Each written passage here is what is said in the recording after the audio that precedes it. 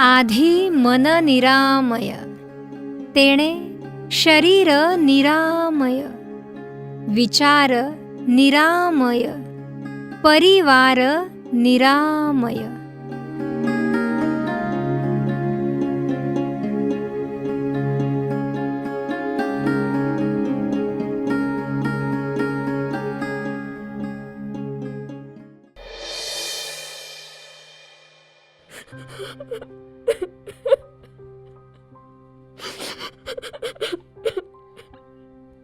शांत हो. हे आपल्याच नशिबी काय यायचं होतं. जगात सगळ्यांना मुलं होतात, एकापेक्षा जास्त होतात, मग मलाच मूल का नाही होत? अगं तू शांत हो, यातनं काहीतरी मार्ग निघेल. कधी? एवढ्या वर्षात कुठे आता आशा दिसायला लागली होती, पण ती पण आता अशक्य वाटते. माझ्या सगळ्या मैत्रिणींची मुलं बघून मला रोज वाटतं मला एक मूल हवं. हे बघ, आपण सगळी आशा सोडली होती ना, यातूनही काहीतरी मार्ग निघेल. आपण सेकंड ओपिनियन घेऊ. हा स्वाती, स्वाती कशी आहेस बेटा तू? आई, काय म्हणाले डॉक्टर? फोन झाला ना डॉक्टरांचा? हो, डॉक्टरांनी ऑपरेशन करायला सांगितले. तुम्हाला तर माहिती आहे स्वातीच्या प्रॉब्लेम बद्दल. मिसकॅरेज होऊ शकतं आणि 9 महिने असंच राहिलं तर काहीतरी व्यंग असू शकतं. आई मला अबॉर्शन नाही करायचं. मी सगळी काळजी घेईन, सगळी औषधं घेईन, डॉक्टर जे सांगतील मी सगळं करेन. आई, स्वाती शांत हो, आधी रडणं थांबव. असं काही होणार नाही. तुझं बाळ अगदी निरोगी आणि व्यवस्थित जन्माला येईल. आणि या सगळ्याबरोबरच आपण एका डॉक्टरांचा सल्ला घेणार आहोत. कोणते डॉक्टर? हे डॉक्टर औषधं किंवा गोळ्या असं काही देणार नाही तुला. हे नैसर्गिक उपचार आहेत. माझ्या पित्ताशयाचा आजार ज्या डॉक्टरांनी बरा केला ना, त्या डॉक्टरांच्याकडे जाणार आहोत आपण. ठीक आहे, आपण जाऊया त्यांच्याकडे. विना औषध, विना स्पर्श, स्वयंपूर्ण ऊर्जा उपचारांद्वारे मानवाला शारीरिक आणि मानसिक स्वास्थ्य मिळू शकतं.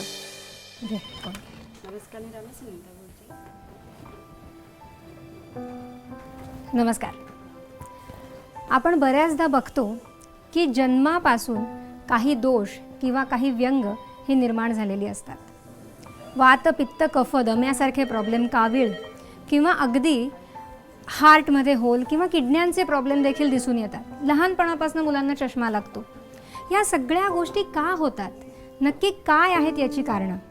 पंचतत्वांबद्दल जे आपण म्हणतो तर तिथे नक्की कुठे दोष निर्माण झालेला असतो आणि तो कसा घालवता येऊ शकतो? या सगळ्या दोषांमध्ये स्वयंपूर्ण उपचार कसे उपयुक्त ठरतात हेच आज आपण जाणून घेणार आहोत. काय ग? का बसलीस? काही नाही, विचार करत होते. हल्ली इन्फर्टिलिटीच्या केसेस एवढ्या वाढत आहेत, वंध्यत्वाचं प्रमाण एवढं वाढतंय. काय असे बदल झालेत की ज्याच्यामुळे हे इतकं वाढत चाललंय? खूपच काय काय बदल झाले. नीट जर विचार केलास तू तर पूर्वीच्या काळात साधारण 3 पिढ्या अलीकडे एका स्त्रीला साधारणपणे 8 ते 10 मुलं होत होती. तेव्हा वंध्यत्व वगैरे भानगडच नव्हती काय सुद्धा. ह्याचा सरळ संबंध ॲक्च्युली पोषणाशी आहे. आपण जर नीट बघितलं, जे आपण अन्न खातो त्याच्यानंतर पुढे जे काही त्याचं विभाजन सांगितलं आहे आयुर्वेदाने, रस, रक्त, सप्तधातूंमध्ये त्यातला शेवटचा धातू रज किंवा शुक्र आहे.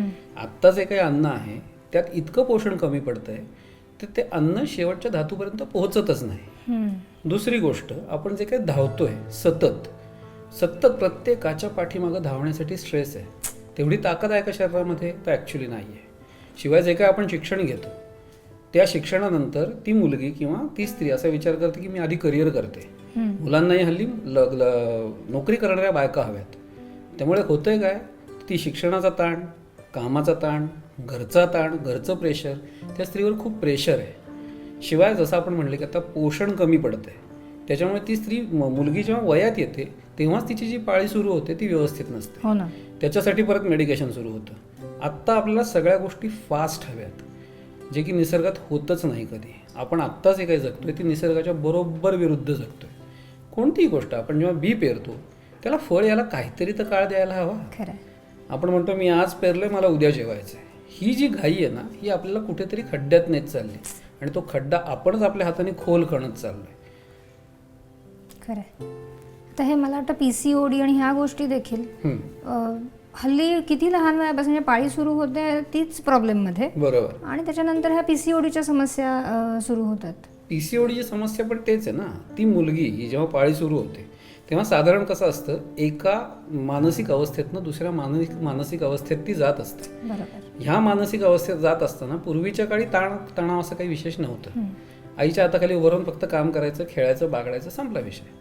पण आता तसं नाहीये. आता मार्कांचा स्ट्रेस, ह्याचा स्ट्रेस, त्याचा स्ट्रेस, घरातला स्ट्रेस, शिवाय अदर ऍक्टिव्हिटी म्हणून इतकं त्यांच्यावरती लादलं जातं की तुम्हाला हे करायचं, चित्रकला पण आली पाहिजे, डान्स किंवा गायन पण आलं पाहिजे, शाळेचा अभ्यास तर आहेच, परत खेळलं पण पाहिजे. हे पण त्रासदायक हा आहे. ते त्रासदायक म्हणण्यापेक्षा ते मल्टिपल ऍक्टिव्हिटीमध्ये तिला नक्की काय करावं कळत नाही. कुठेही फोकस होत नाही. त्याच्यामुळे ताण वाढत जातो. ऍक्च्युली इमोशनल सप्रेशन, हे इमोशनल सप्रेशन काय करतं, तर त्याच्या डायरेक्ट रिप्रोडक्टिव्ह सिस्टीमवरती ऍक्ट करत असतं. बरोबर. ज्या सप्रेस होणाऱ्या गोष्टी आहेत त्या साठतात. त्या साठल्या की त्याचं पर्यवसन पुढे गाठींमध्ये होतं. त्याला आपण PCOD किंवा PCOS म्हणून ओळखतो सध्या. म्हणजे जसं तुम्ही म्हणता तसं की आई वडील भेटत नाहीत, आजी आजोबा घरात नसतात, म्हणजे कारण आजी आजोबा मोकळं कुठेतरी व्हायला जागाच नाहीये कुठे. जे काय आहे ते साठत जातं. बरं, आईशी बोलायला जावं तर तिला वेळ नाही, कारण ती कामावरनं थकून आली, तिला पुढचा स्वयंपाक पाणी करायचंय. वडील भेटतच नाहीत, बोलायचं तर कोणाशी बोलायचं. त्याच्यामुळे त्या वयामध्ये काय योग्य काय अयोग्य जे समजायला हवं तेव्हा ते समजत नाही, आणि त्याचे दुष्परिणाम हे शरीरावरती आणि मनावरती होत जातात. तिथपासनं होत जातात. रादर लहान वयापासनं आपण ते रोग जन्माला घालायला सुरुवात करतो. ते रोग किंवा ह्या परिस्थितीत दिसत नाहीत, तिथे ते साठायला सुरुवात होते. आणि ते जेव्हा दिसायला लागतात तेव्हा आपण तातडीने औषधोपचार करायला सुरुवात करतो. चुकीच्या गोष्टी हळूहळू पोटात जायला लागतात. तसंही अन्नाने पोषण होत नाहीये आणि त्याचं पर्यवसन पुढे जाऊन ह्या अशा त्रासांमध्ये होतंय. आता असंही बघतो आपण की चला काही इन्फर्टिलिटी हा एक महत्त्वाचा मुद्दा झाला, पण त्याचबरोबर गर्भधारणा राहिली तरी मिसकॅरेजेस होतात, त्याचबरोबरीने गर्भामध्ये काही व्यंग निर्माण होत आहेत. म्हणजे सोनोग्राफीमध्ये समजतं की अमुक प्रॉब्लेम आहे, ढमुक प्रॉब्लेम आहे, ह्या पण गोष्टी आहेत, आणि त्याच्यामुळे अबॉर्ट करायला सांगितलं जातं. बरोबर. जर उशिरा कळलं तर तो परत स्ट्रेस आहे.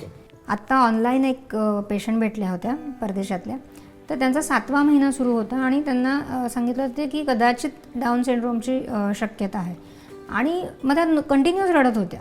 सो काउन्सिलिंग केलं आणि ऑफकोर्स ट्रीटमेंटमध्ये पण त्या पद्धतीचे चेंजेस केले.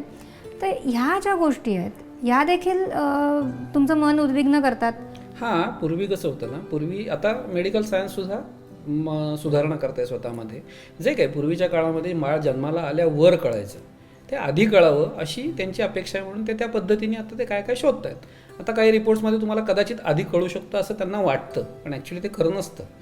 अशा पद्धतीचे प्रॉब्लेम आपण आजपर्यंत कितीतरी काढलेले आहेत. तेच मी त्यांना सांगत होते की आपल्याकडे असणाऱ्या समृद्धी शहा म्हणा किंवा तिरिया गुजर, ह्या सगळ्यांचे अनुभव मी त्यांना सांगितले आणि त्यांना म्हटलं काळजी करू नका. स्वयंपूर्ण उपचार ही अशी गोष्ट आहे की जो काही दोष आहे, मुळातच दोष का निर्माण होतो तेच समजावून सांगितलं त्यांना की काहीतरी कुठेतरी ताकद कमी पडतीये, तो ऑर्गन त्या पेशी काम करू शकत नाही आहेत आणि म्हणून दोष निर्माण झाला आहे, आणि स्वयंपूर्ण उपचाराने आपण त्याला ताकद देणार आहोत, म्हणजे तो ऑर्गन व्यवस्थित काम करायला लागेल. ॲक्च्युली कसं आहे माहिती आहे का, मुळातच गर्भधारणा का होते हेच परकीय शास्त्राला कळलेलं नाही आहे. गर्भधारणा हे कारण नसताना त्यांना असं वाटतंय की त्या स्त्रीमध्ये काहीतरी दोष आहे. ती स्त्रीमधला दोष नाही येतो, पुरुष आणि स्त्रीच्या संबंधांमध्ये दोष आहे म्हणून गर्भधारणा होत नाही. अगदी खरं. त्या दोघांमध्ये जर प्रेम असेल तर गर्भधारणा ही होतेच. त्या स्त्रीला जर तो गर्भ हवा असेल, खूप मनापासून तिची इच्छा असेल, तर गर्भधारणा ही 100% होते. आणि होणारं बाळ ते जर तिच्या मनात योग्य विचार असतील त्यावेळेला, म्हणजेच तिच्या आजूबाजूचं वातावरण जर चांगलं असेल, ती आनंदी राहिली. म्हणून आपलं पुरातन शास्त्र असं सांगतं की गर्भार स्त्रीने कायम देवाचं वाचावं, कायम आनंदी राहावं. हे का आहे तर जे काही जन्माला येणार असतं, जो काही तो गर्भ आहे, तो त्या स्त्रीच्या शरीरावर जसा पोचला जातो तसाच मनावरही पोचला जातो. त्याच्यावरती होणारा प्रत्येक संस्कार जे आपण म्हणतो, तो ॲक्च्युली संस्कार हा भावनांचा संस्कार आहे. अन्नाचा नुसता संस्कार नाही आहे, भावनांचाही संस्कार आहे. त्यामुळे ती स्त्री जो विचार करत असेल त्या विचाराने ते बाल ॲक्च्युली घडत असतं. तो त्या गर्भावर होणारा संस्कार आहे. आपण कायम उदाहरण सांगतो लोकांना की शिवाजी महाराज का झाले, कारण जिजाबाईंनी एवढं चांगलं सगळं विचार केला होता. त्यांची ती अपेक्षा होती की असं मला मूल मिळावं की ते जगत जेतं व्हावं. खरं हा शिवाजी महाराजांवर गर्भात झालेला संस्कार आहे.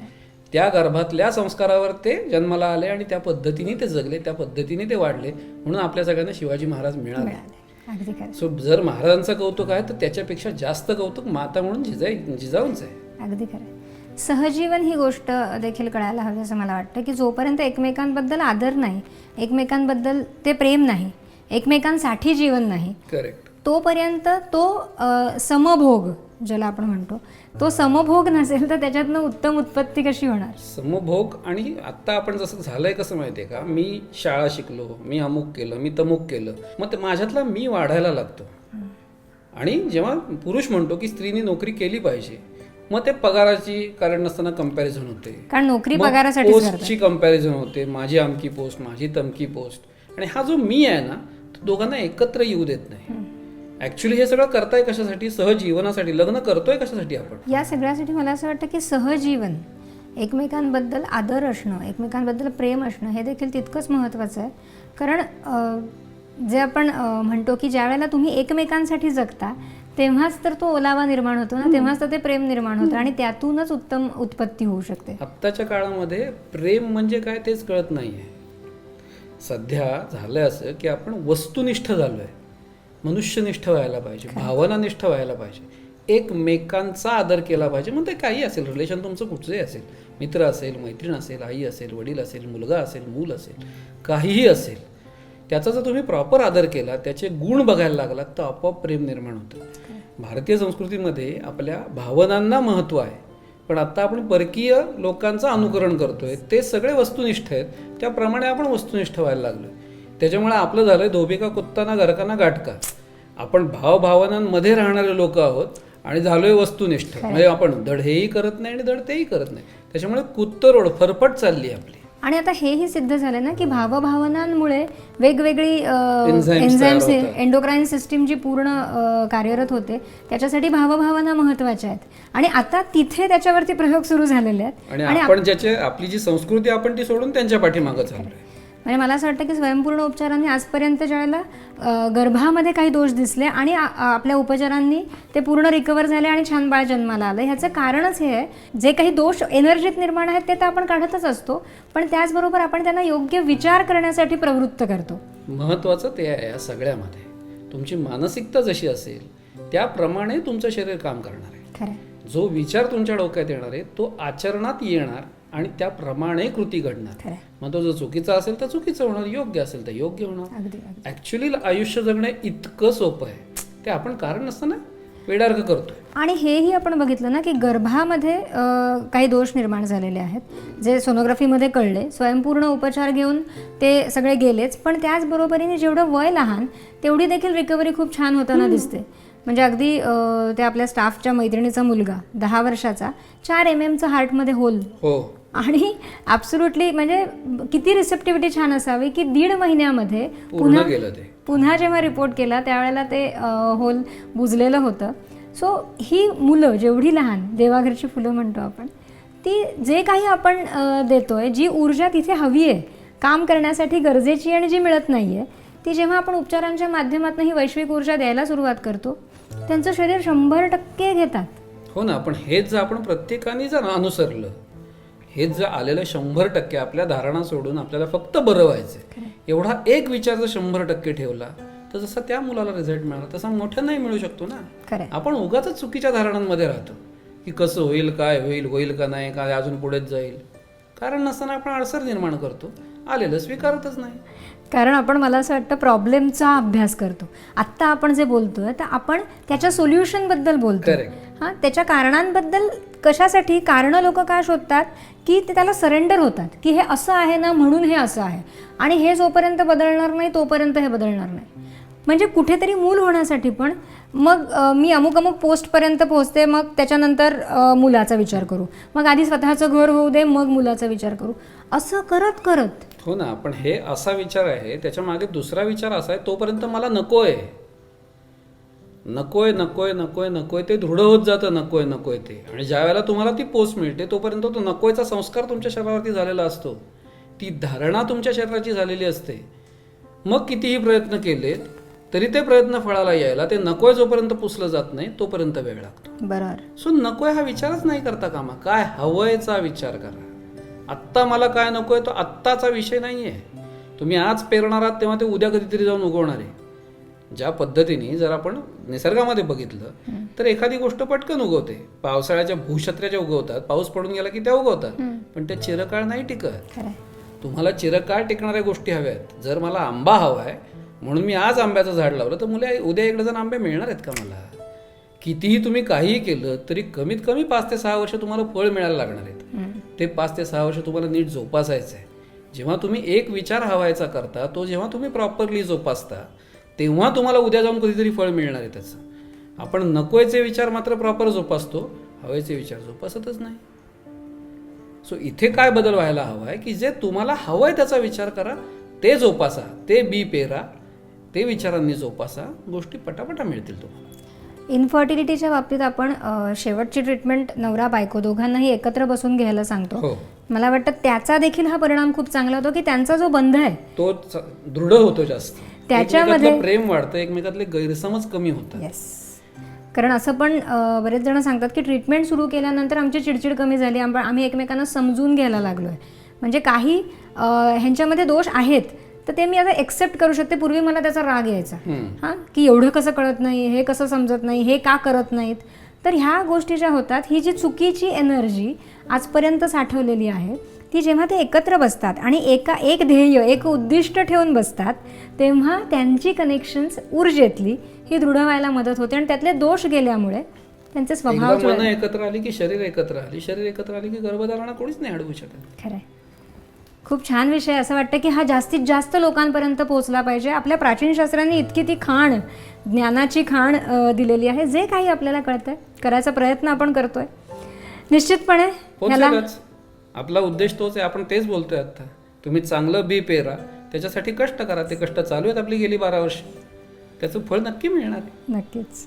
सध्या कसं झालंय ना, आपण मेडिकल सायन्स 100% ब्लाइंडली फॉलो करतोय.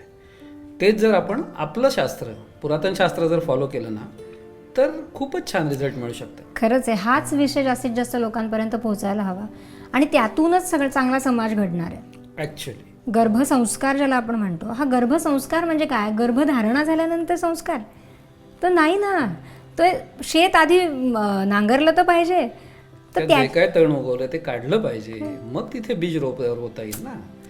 तू जर नीट बघितलंस तर दरवर्षी आपण गणपती बसवतो, होय की नाही? गणपती घरी येण्याआधी आपण ठरवतो की कुठे हा बसवायचा आपल्याला. मग ती जागा स्वच्छ करतो, मग ती जागा डेकोरेट करतो, मग ती मूर्ती आणतो, मग तिथे ठेवतो, मग प्राणप्रतिष्ठा होते. हेही तसंच आहे ना. काय वेगळं आहे? खरंच आहे. आपण म्हणतो देवाघरची फुलं.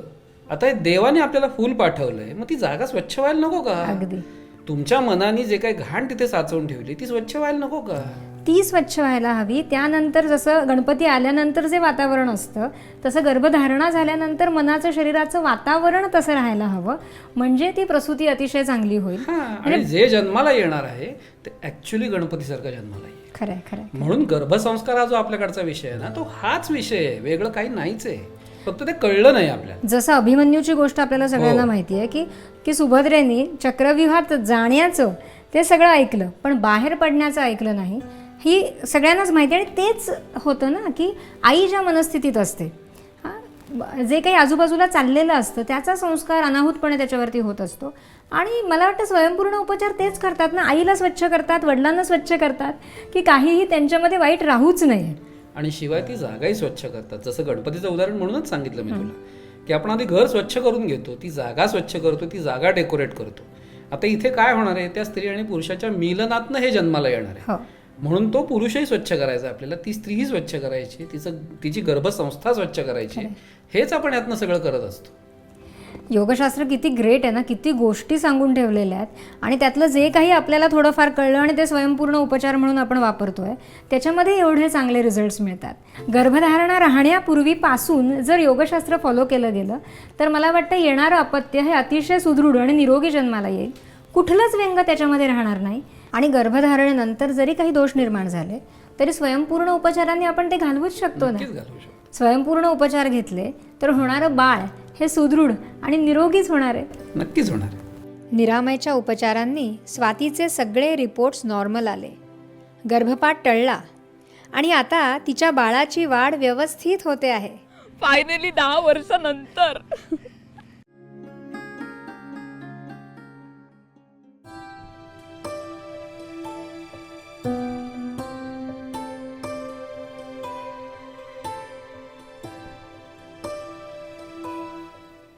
नमस्कार. आपल्याला आयुष्यभर आनंदी कसं राहता येईल हा ॲक्च्युली प्रत्येकालाच पडलेला प्रश्न आहे. आपण जेव्हा एखादं नवीन काम करतो ते आपल्याला छान जमतं तेव्हा आपण पूर्ण आनंदी होतो आणि तो आनंद, ती भावना किंवा ती अनुभूती म्हणजेच खरं तर सुख. त्याच्यामुळे आयुष्यभर आपण नवीन गोष्टी शोधत असतो, नवीन गोष्टी करत असतो, त्यात चांगल्या करायचा प्रयत्न करतो कारण आपल्याला सुख हवं असतं. जरा आठवून बघा, आपण जेव्हा लहान होतो तेव्हा कोणतीही नवीन मिळणारी गोष्ट, मग दिवाळीच्या वेळेला फराळ असायचा, नवीन कपडे असायचे, त्यावेळेला आपण आनंदी होतो. प्रवास करताना आधी आपण चालत जायचो, त्याच्यानंतर सायकल आली, मग सायकलवर बसण्यात सुख होतं, मग रिक्षा, मग बस, मग मोठा प्रवास, हवेत उडणारं विमानही आपल्याला आनंद देऊन जायचं. पण आता हे रोजचंच झाल्यामुळे कशातच आनंद राहिला नाही, कशातच सुख राहिलं नाही, कारण आपण आता अजून नवीन गोष्टी शोधतोय. लहानपणी आठवून बघा, ज्याला मी म्हटलं की आपण नवीन गोष्ट करताना ती चांगली करायचो, त्याच्यामुळं आनंदी व्हायचो. फक्त त्यावेळेला भाव काय होता, जर मी चांगलं काहीतरी करतोय तर हे मला मिळालं पाहिजे. मी त्याच भावात मोठा होत गेलो. त्याच्यामुळे मी फक्त स्वतःपुरताच आनंद आणि स्वतःला कसा आनंद मिळेल हे बघत गेलो. ह्यात ॲक्च्युली जर पूर्वी आपण विचार केला तर आपल्याला जे काही नवीन मिळत होतं त्यावेळेला जसा मला आनंद होत होता तसा देणाऱ्यालाही आनंद होत होता. आता आपण मोठे झालो आहे, आपण त्या देणाऱ्याच्या भूमिकेत आहोत. पण ती देणाऱ्याची भूमिका खरंच अवलंबली आहे का, आपण खरंच अंगीकारली आहे का आपण? तर ॲक्च्युली नाही. पूर्वीच्या काळी आपल्याकडे 12 बलुतेदारी होती. पैसे हा भागच नव्हता. माझ्याकडची जी वस्तू होती मी ती दुसऱ्याला देत होतो आणि त्याच्याकडची वस्तू घेत होतो. आपल्याकडे असणारे सणवार किंवा घरात घडणारी कोणतीही कार्य, याच्यामध्ये या सगळ्या गोष्टी आपल्याला लागत होत्या, प्रत्येक घरातच लागत होत्या. त्याच्यामुळे संपूर्ण समाजव्यवस्था ही आनंदी आणि सुखी होती. कारण प्रत्येकाला नवीन काहीतरी मिळत होतं आणि प्रत्येकाकडून नवीन काहीतरी घेतलं जात होतं आणि दिलं जात होतं. त्याच्यामुळे संपूर्ण समाज हा देण्या आणि घेण्यामध्ये आनंदी आणि सुखी होता. आज प्रकार काही वेगळा नाही आहे, फक्त आपण वस्तू न देता त्या वस्तूचं रूपांतर पैशात झालं आहे. जेव्हा मी साधारण माझा पगार 10,000 रुपये आणि माझं कुटुंब 4 माणसांचं आहे, तर माझे खर्च थोडे कमी असतात. जे 10,000 भागतील एवढेच खर्च येतात, गरजांपुरताच मी खरेदी करतो. मग त्यावेळेला कदाचित मी 4च माणसांकडनं खरेदी करत असतो. म्हणजेच काय, तर माझ्या कुटुंबातली माझ्या व्यतिरिक्त 3 माणसं आणि ती 4 माणसं यांच्यासाठी ॲक्च्युली मी कमवत असतो. त्या 10,000त या 7 जणांचं भागत असतं. मग माझं थोडंसं माझी पत वधारते, माझे खर्च वाढतात. मग त्या 4 जणांच्या ऐवजी मी 5, 6, 10 जणांकडनं खरेदी करायला लागतो. म्हणजेच काय झालं, तर माझ्या कुटुंबातले 3 जणं आणि ते 10 जणं या सगळ्यांसाठी मी कमवायला लागतो. हे जेव्हा माझ्या लक्षात येतं त्यावेळेला मी ह्या 14 जणांसाठी काम करायला लागतो. आणि ह्या 14 जणांसाठी काम करताना जर मला आनंद मिळाला, मी जे काही काम करतोय ते आनंदाने आणि सुखाने केलं, तर मी नक्कीच सुखी होऊ शकतो. आपण जे काही कर्म करतो त्यात आपल्याला जो काही आनंद मिळतो त्यातच आपण खरं तर सुख शोधणं गरजेचं आहे. जो आनंद मिळतो तेव्हा आपण ॲक्च्युली सुखी होतो.